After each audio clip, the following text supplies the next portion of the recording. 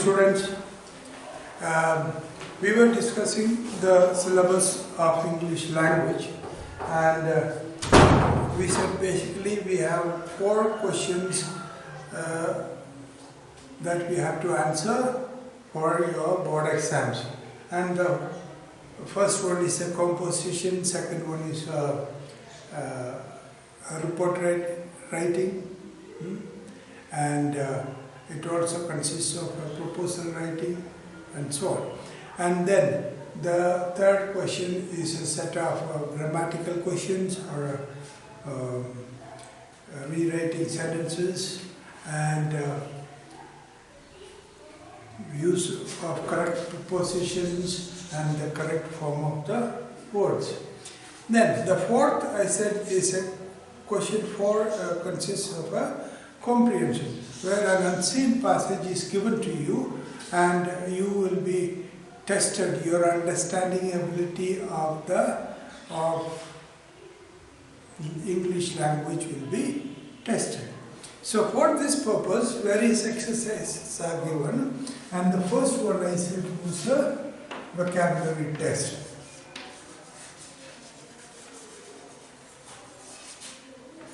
Okay, so the first test would be a vocabulary test which consists of giving you a few words. It can be given as multiple choice questions or give the direct meaning, or it can be just give the meaning and then you are asked to pick out the words from the passage.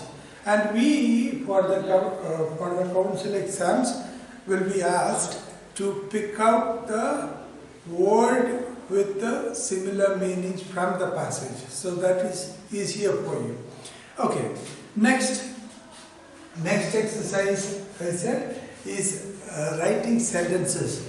And when you are writing sentences, you are asked to use words that are found in the passage. Okay, so 4 words shall be given to you, and you have to make a sentence with each of them. Okay. Now there is an instruction that goes along with it, and we have to be very careful with that. That's what I was telling to you in the last class. So there are 3 parts to this instruction. One is your sentence should consist of at least 10 words. Instruction number 1. Second instruction is the word should carry a different meaning from what it carries in the passage. Alright? So your sentence, when you make the sentence, the word should be used as the same, but it should carry a dissimilar meaning. Okay. And the third part of the instruction was it should be unchanged in form. Alright? So you are not allowed to tamper with the word that is given there. Right? You have to use the word as it is, as it appears there in the text, as it is given. Like for instance, if it is a form, the word is form, you are not allowed to add an ing to it. This is not allowed. You are not allowed to add an s to it. Okay? So this s is not allowed. You are not allowed to use the tense change in it. So these kind of things are not allowed. So those 3 instructions we have to keep in mind. Okay, we have completed that. Now we go to the next part of the question, that is question 2 of this part is the second part will be that is the second part of this question will be a set of short answers. Alright? A set of 3 to 5 questions. 3 to 5 questions in number. 3 to 5 questions in number shall be given to you, and when this is given to you, you are expected to give a brief answer to each of these questions. This basically is to test whether you have understood the key ideas that are expressed in the passage. Excuse me. Okay. So, and when you are answering these questions, what you have to be careful is, as far as possible, the answer should be given in your own words, not in the writer's words. In other words, do not copy the words or phrases or even the complete sentence ditto from the passage. So you just cannot, for instance, mark up a sentence like this with the brackets and then do not copy it down into your answer sheet exactly or ditto. Okay, so that is not expected of you. Okay, and the length of the answer should be, let me say, you look at the question. If the question carries only 1 mark, and you should be giving the answer only in 1 mark in a sentence, not more than that. Or if it carries 2 marks, you give a couple of sentences maximum. Or 3 marks means about a maximum of 3 sentences. Do not go on writing a complete paragraph for any of these answers, because your answer is supposed to be brief. That is one of the instructions that is given. And second is, it has to be in your own words. So don't lift sentences from the passage and copy it out onto the answer sheet. Okay. Now, having said that, the next is we go to the there is an exercise in the summary. Alright? Section C is a summary. Now, what are the points that we should keep in mind when we are writing summary? But let me explain what is the purpose of the summary. Now, this is to test whether you have understood the main idea or theme or matter that is expressed in this particular passage. And then, secondly, once you have understood something, then are you able to reproduce only the main points and leave out all that is insignificant, unimportant. Alright? See, like for instance, this is what we are doing is we are writing in brief or shortening, alright? Compressing, alright? This is what we do here is compressing. Just one exercise. I said a report writing will be an exercise in amplification. Amplification. Right. A summary is an exercise in compressing. Alright? Now here what you do is you select only the main points or important points. Like for instance, I give you, let me give you an example. Here, some event that happened is to be reported. Then, naturally, like for instance, the Prime Minister of India visited Pakyong to inaugurate the 100th airport. So that is a summary. The Prime Minister visited Pakyong to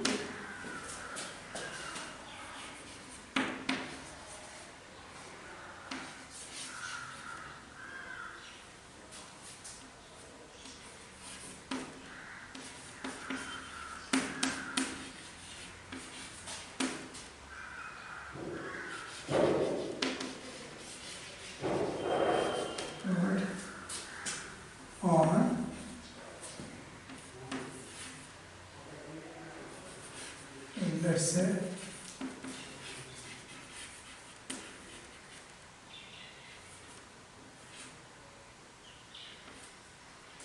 okay, let's put it like that. So I'm not very sure about the date, but anyway, whatever it is, something happened like this. Now that is the news. But then, how did he come to Pakyo? This is the main point. How did he come? Did he come by air or did he come by road? Okay, that's a detail. Okay, then who received him at the airport? That's again detail. Alright?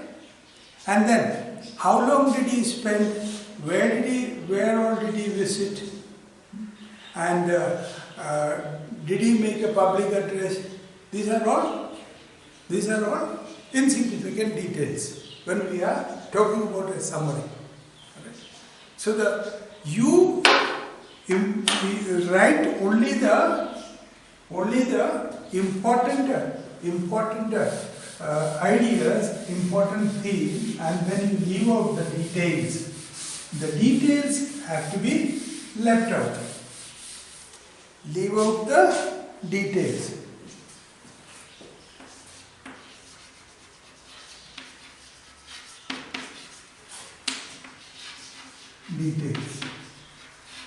Alright? Only the main points should be included in your summary. Okay? So, most of these adjectives, adjectival phrases or adjectival clauses or adverbial clauses, they are all unimportant. So, identify what is the main idea and then leave out the explanations of it or the descriptions of it or the elaborations of it. That is, the details regarding that. Then you are able to reduce this. You are expected to reduce the passage or the given portion into 1/4 size. Approximately 1/4 size. Okay.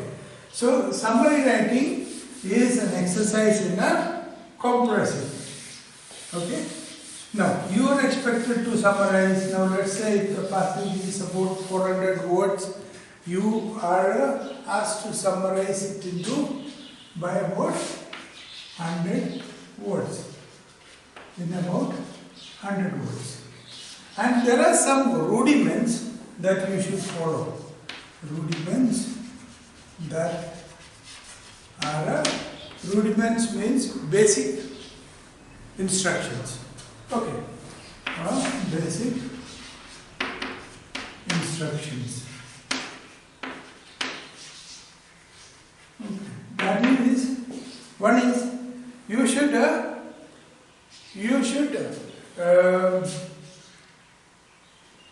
when you are writing, you are asked to do it in grid. In a grid format. What is this grid format?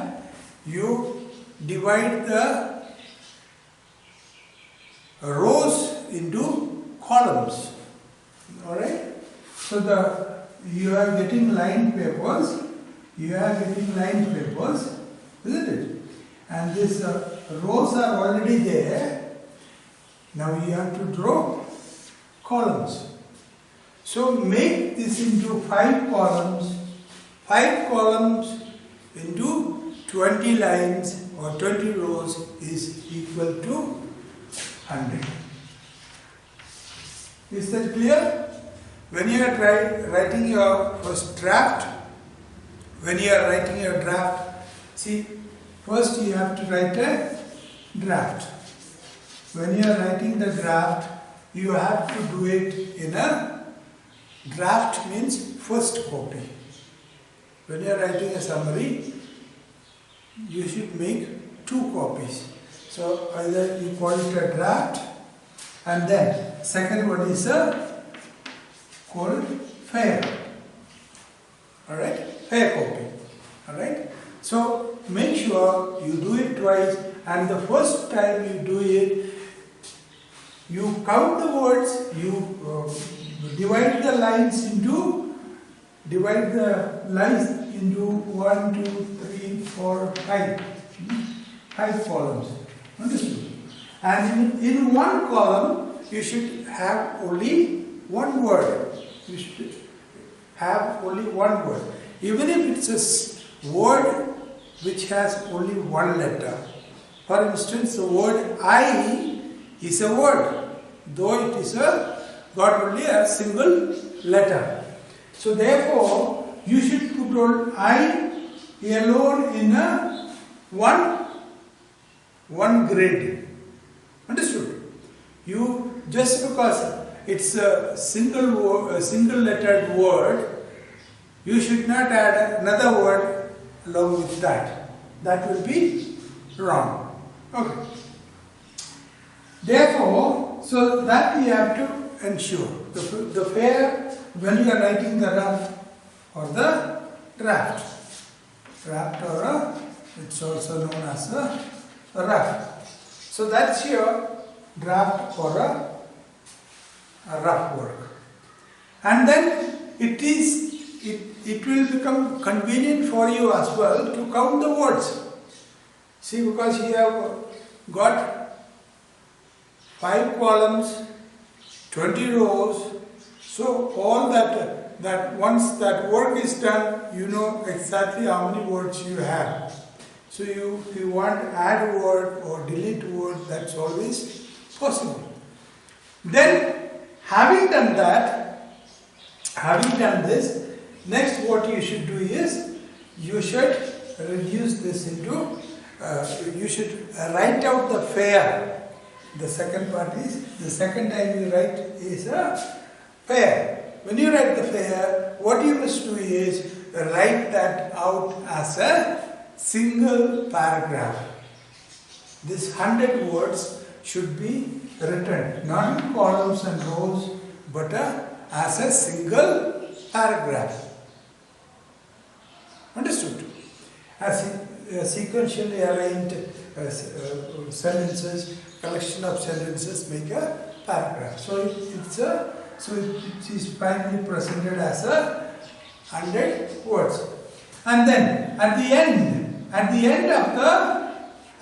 of the path, your summary, you must write 100 words and circle it.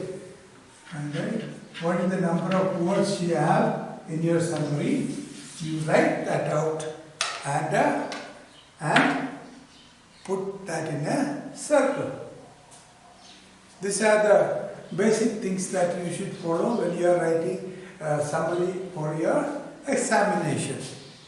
Is that clear? Okay.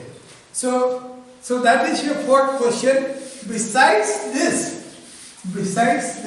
let me tell you that I told you initially, language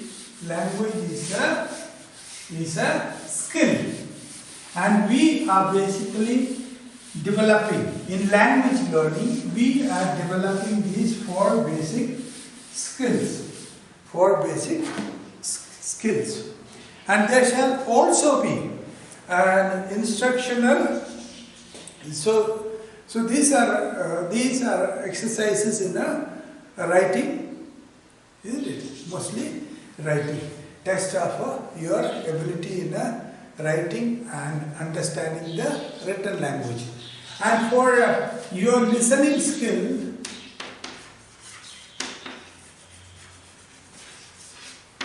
also known as the oral,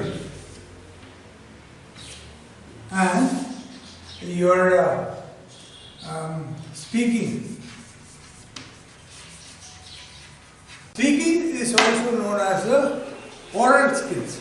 And in order to test that, we shall be giving you a chance to speak for about 3 minutes.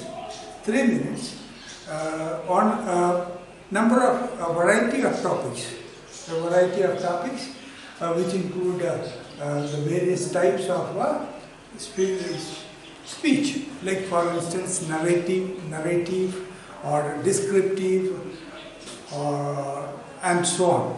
So like for instance, you had done similar exercises in class 10 where you were asked to how to prepare a dish, give a description of how to prepare a dish, or narrate an experience in your life which is an unforgettable one, either because for certain reason, maybe whenever you recall it, it falls in the category of an experience of embarrassment, okay, or something that thrills you. So this kind of topics, a variety of topics shall be given. A choice will be there, and on that you give a speech, connected speech for about 3 minutes. Okay. So this is basically an internal assessment, and it consists of 20 marks, 10 marks for this and 10 for this, and just like in your class 10 examination, we had conducted both these tests. Your listening skills were tested, your speaking skills were tested.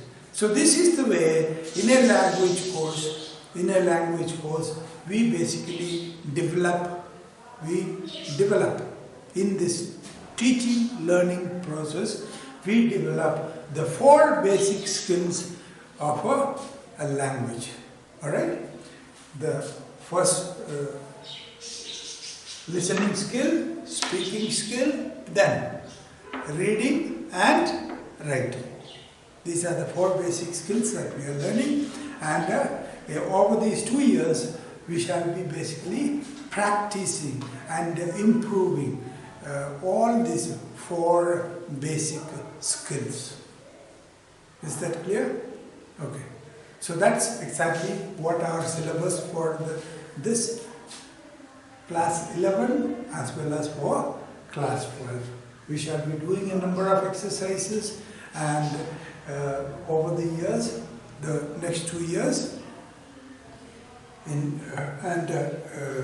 try to practice as much as possible each of these skills and develop and improve.